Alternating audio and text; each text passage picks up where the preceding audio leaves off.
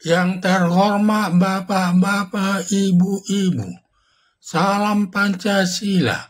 Pada hari Senin tanggal 24 November tahun 2024, saya akan mengomentari Jaksa Penyidik menangkap Jarod Rikar, mantan pegawai Mahkamah Agung menemukan uang di rumahnya 894 miliar dan emas.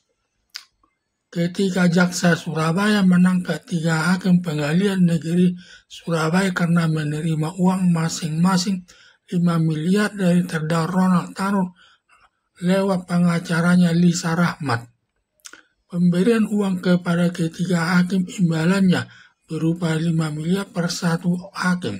Sebagai imbalannya memberikan putusan bebas kepada Ronald Tanur karena Ronald Tanur melakukan pembunuhan atau penganiayaan kepada seorang gadis dengan dakwaan primer melakukan pembunuhan biasa, ancaman hukumannya 15 tahun penjara, dan dakwaan subsidiar melakukan penganiayaan berat kepada seorang perempuan, ancaman hukumannya 5 tahun penjara.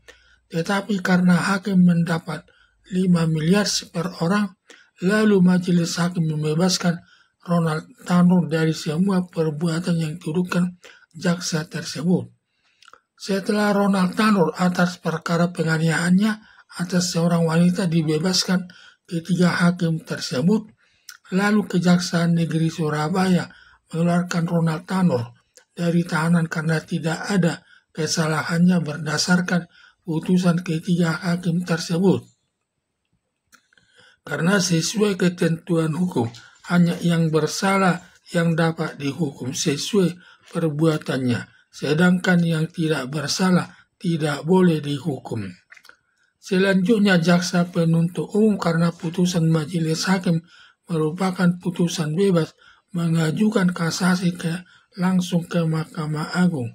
Tetapi kalau putusan pengadilan negeri terbukti tetapi hukumannya sangat rendah, maka jaksa penuntut umum dan terdakwa hanya bisa naik banding ke pengadilan tinggi setempat. Tetapi berhubung perkara Ronald Tanur bebas, maka jaksa penuntut umum mengajukan kasasi ke Mahkamah Agung yang diterima Sekretaris Mahkamah Agung Jarod Rikar. Selanjutnya pengacara Lisa Rahmat menghubungi Jarod Rikar minta mengatur hakim Mahkamah Agung memegang perkara Ronald Tanur dengan permintaan perkaranya dibebaskan hakim.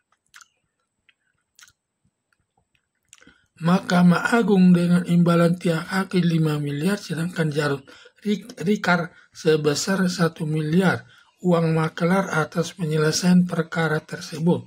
Ternyata majelis hakim Mahkamah Agung hanya menjatuhkan hukuman selama 5 tahun langsung inkrah atau berlaku. Selanjutnya Majelis Hakim Mahkamah Agung mengirim putusannya kepada Jaksa Penyidik Surabaya untuk dilaksanakan karena jaksa sebagai pelaksana putusan hakim pengadilan negeri, putusan hakim pengadilan tinggi, dan putusan hakim Mahkamah Agung yang sudah mempunyai kekuatan hukum yang pasti atau inkrah.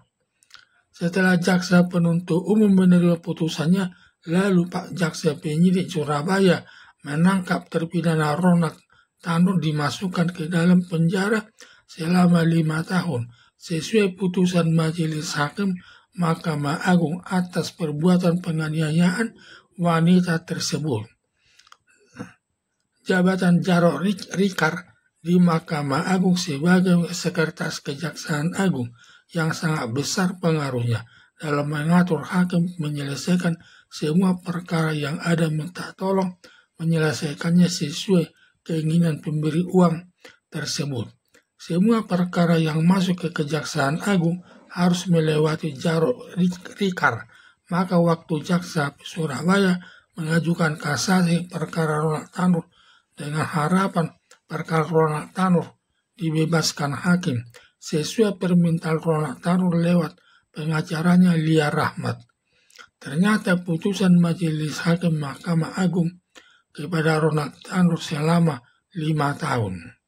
Sebelum perkara Ronald Tanur diperiksa penyidik Kejaksaan Surabaya telah melakukan penggeledahan rumah tiap hakim dan Jarod Richard. Pada waktu jaksa Surabaya melakukan pemeriksaan dan penggeledahan rumah-rumah yang terlibat dalam penanganan kasus Ronald Tanro, baik ketiga hakim pengadilan negeri Surabaya telah menemukan uang ada yang 1 miliar dan hakim yang lain menemukan juga uang. Selanjutnya memeriksa mantan sekretaris Mahkamah Agung di rumahnya Jarod Richard. Ditemukan uang sebesar 894 miliar termasuk emas 50 kg. Cukup banyak yang seluruhnya mencapai 1 triliun.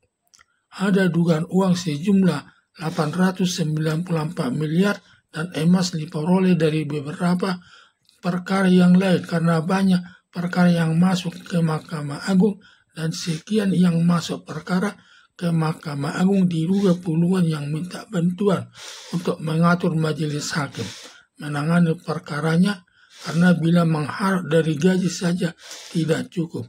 Terbukti Jarod Richard hanya menerima 1 miliar dari Ronald Tanro lewat pengacaranya Lia Rahmat. Berarti selebihnya uang sebesar 894 miliar diperoleh dari perkara lain selama beberapa tahun yang lalu sampai Jarod Richard memasuki masa pensiun. Untuk mengamankan uangnya sebesar 894 miliar dan emas tersebut disimpan dalam rumahnya karena kalau disimpan di bank takut terbongkar karena tercatat nomor rekeningnya bisa dibongkar bila ada yang mencurigainya dan semua uangnya dapat diambil negara karena hasil dari perbuatan korupsi.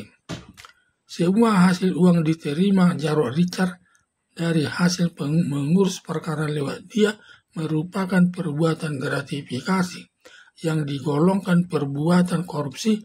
Ancaman hukumannya seumur hidup dan hukuman badan maksimal 20 tahun. Mengenai berat dan ringannya hukuman pelaku korupsi, gratifikasi tergantung pertimbangan hakim. Bila pertimbangan hakim banyak alasan memberatkan, dapat menjatuhkan hukuman seumur hidup. Tetapi bila pertimbangan hakim banyak alasan yang meringankan, hakim dapat menjatuhkan hukuman selama 15 tahun sesuai perbuatannya. Perbuatan gratifikasi digolongkan perbuatan korupsi yang tidak merugikan negara. Perbuatan gratifikasi dilakukan seorang pejabat negara yang menerima sesuatu barang yang berharga berupa uang, emas, berlian, keris berkhasiat, dibayari menginap di hotel mewah, dan lain sebagainya.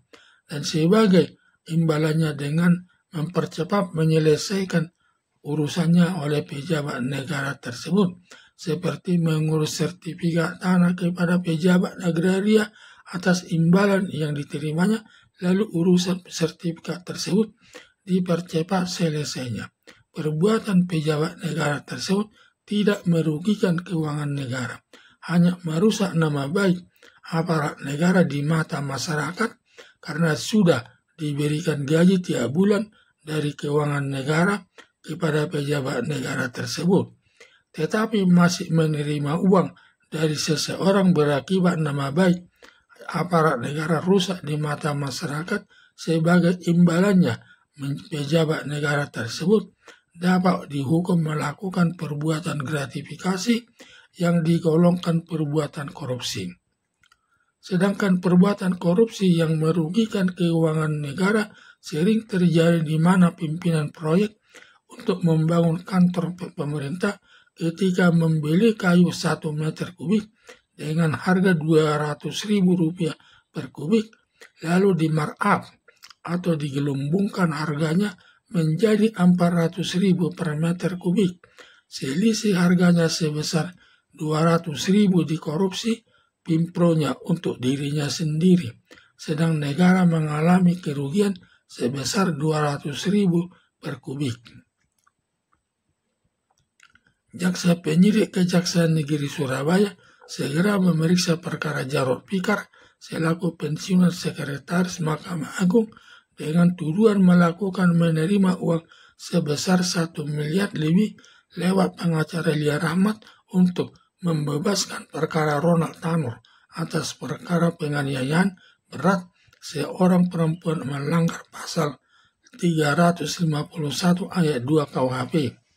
Terpidana Ronald Tanur selain sudah dihukum 5 tahun atas perkara penganiayaan berat kepada seorang wanita, juga memproses perkara Ronald Tanur terkait memberi uang kepada Jarod Pikar lewat pengacara Lia Rahmat masuk perbuatan gratifikasi, digolongkan perbuatan korupsi yang ancaman hukumannya sangat berat.